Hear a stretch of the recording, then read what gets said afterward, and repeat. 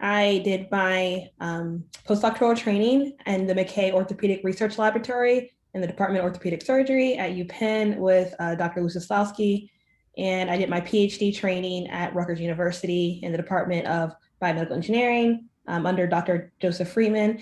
And I did do undergrad research at University of Virginia in biomedical engineering, working with Doctors Cato Lorenzen and Edward Bochway. And I'm currently in the Department of Biomedical Engineering in the Wertheim College of Engineering at the University of Florida.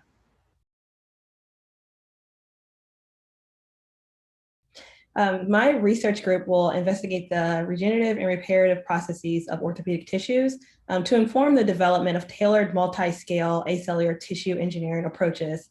So we're particularly interested in identifying the biological and structural mechanisms that contribute to tendons' limited healing capacity and using this information to develop biomimetic matrices, tunable delivery systems, and modified subcellular components to overcome these deficiencies and to complement the healing response.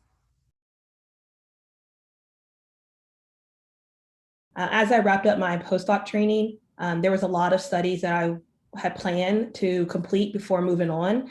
Those studies have now become some of my preliminary studies currently, but with a delay in equipment and delay in materials, I have actually not been able to set up my lab. So I've been spending a lot of my time currently writing grants, recruiting, set up my research team, initiating collaborations.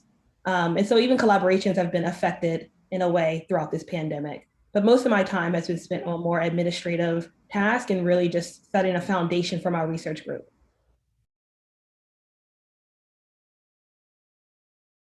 I think the most challenging has been actually recruiting graduate students because a lot of these recruitment weekends are, I guess the majority, if not all of them, have been done virtually. It's very difficult to assess, whether or not the person would be, like the best fit for your group. And additionally, it's two ways. Like it's difficult for them to also assess you as like a potential PhD mentor for them. So that has been a little bit challenging, in order to make sure that you do set up the group, the culture that you want to set up for your lab. Additionally, challenging, as I mentioned before, it's been difficult to have a reasonable delivery dates for equipment and for materials. Delivery dates are very far out. Additionally, I have to do a lot of the training over virtual platforms. And so that's just different than what I'm used to when I helped my PhD advisor set up his lab at Rutgers when he made the transition to move. Just a much different experience and things I did not anticipate. But hopefully things will be more open moving forward, and I won't have some of these same challenges moving into this next academic year. The first thing I feel helped me a lot become acclimated to my position and to the new environment was that I started to integrate with my current department early on. So when I accepted the position last year in March, as early as like last summer, I started to engage and participate in faculty meetings, and I started meeting with my faculty mentor monthly.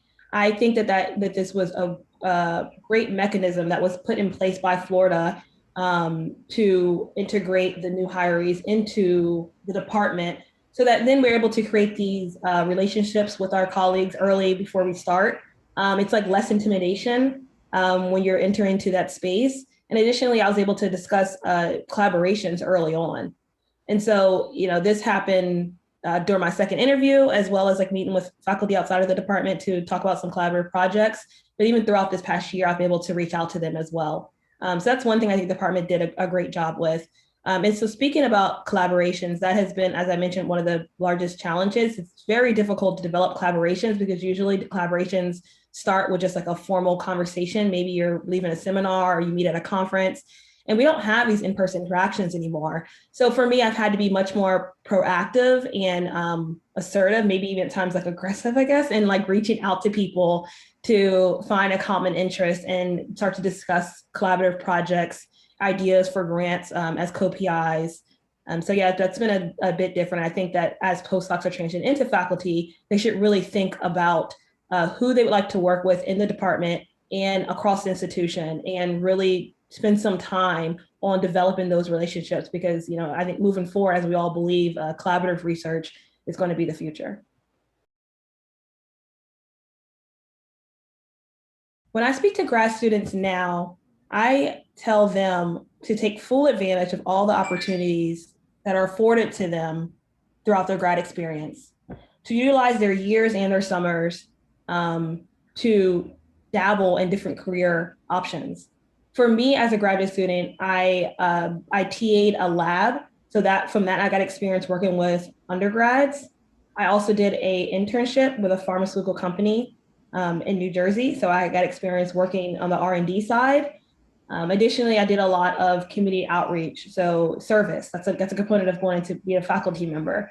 So I think that like the more resourced you are, the more opportunities to take advantage of. I feel like that really does help you to hone in your skills on what's needed to go into faculty. So, to go into faculty, depending on the institution you're going into, they want they want you to do research, they want you to teach, and they want you to do service. And I think that like if you have experience in all three of those areas, research is going to be taken care of because you're getting a PhD, but also get some experience teaching.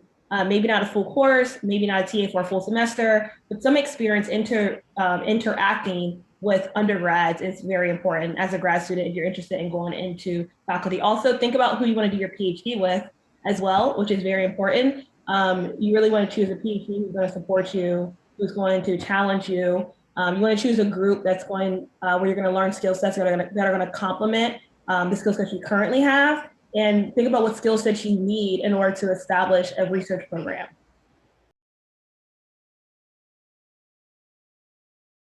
I tell people that the reason why I feel like they should join my lab, one is because I understand what it means to be, or how it feels, what it looks like to be a trainee during a pandemic.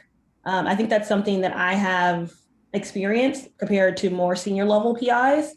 And so I understand some of the struggles that are associated with even moving to a new space, a new place, joining a new department, a new environment during a time such as this. Additionally, I'm very excited about my research. I have a lot of passion for my research. I have a passion for developing the next generation of scientists. I'm going to create a very diverse, inclusive group. So these are just all things that I displayed or I presented to the grad students that I want to recruit. Additionally, I have I would say some pretty cool ideas, some really innovative ideas, and I would love to have some graduate students who are willing to take a risk and help me to move these ideas forward. Gardening. So I really do appreciate nature. When I was living in Philadelphia, I had a full flower bed with an array of different flowers and plants, and I also had a garden as well. Here in Florida, the nurseries are pretty big, vast. They have a lot of different arrangements, trees, plants, and so I'm very excited to bring my interest of gardening back, and then be able to plant here in Florida and see what happens. I mean, I'm still trying to learning the climate and the weather, so we'll see how the flowers and my arrangements do. But that's pretty much like, as for now, that's one thing that really does bring me passion.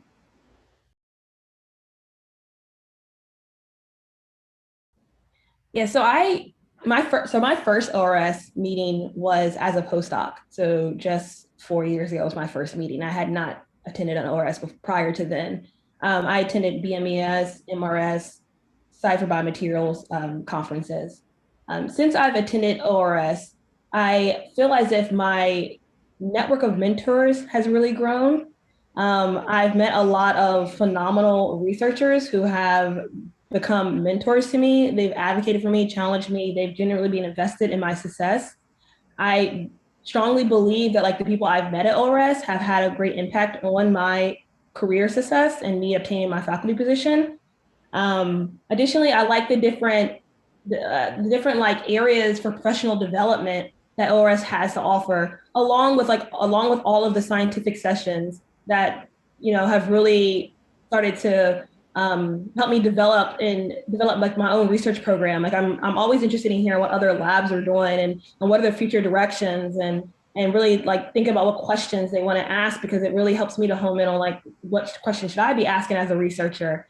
So yeah, and I'm really excited about ORS's future. I love that they have an interest in creating a more diverse, inclusive environment. I think that it does have ways to go, but I love that like they are at least starting and acknowledging that, and definitely look forward to integrating my graduate students and trainees into ORS moving forward.